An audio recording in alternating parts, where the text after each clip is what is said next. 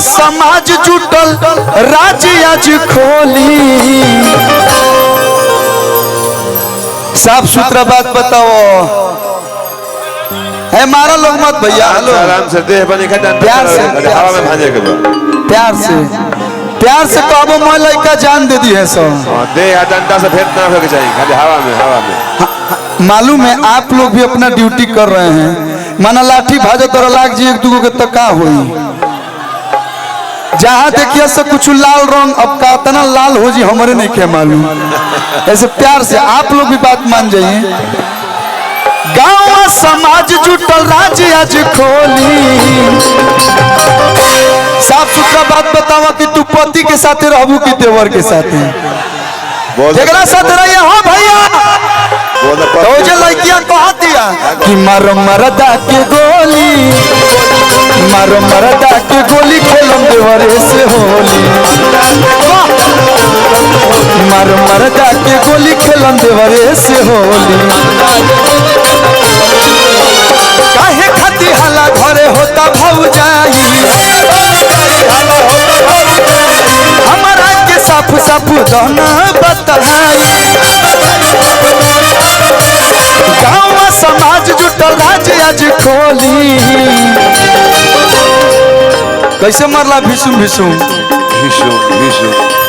मर मरदा के गोली। हेलो अब हमारे सब भाई गई हसन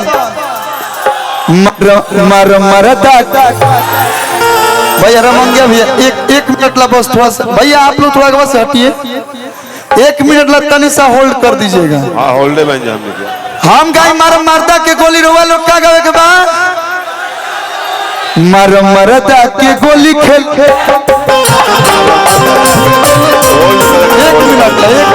1 मिनट ला होल्ड हो जाए बड़ी मेहनत करता है सब भाई हमारे भाई। हाय मैं जवरवे कलाकार हूँ गली गली सिंगर बने जाए कि मर मरदा के गोली खेल मर मरदा के गोली खेलम। हाँ भैया भैया भैया एहू साइड तनी मनी गा दिलो कि मर मरदा के गोली खेल जियो हेनियो पावर बा भाई तो मर मरदा के गोली खेलम देवरे से होली। मर मरदा के गोली खेलम देवरे से होली।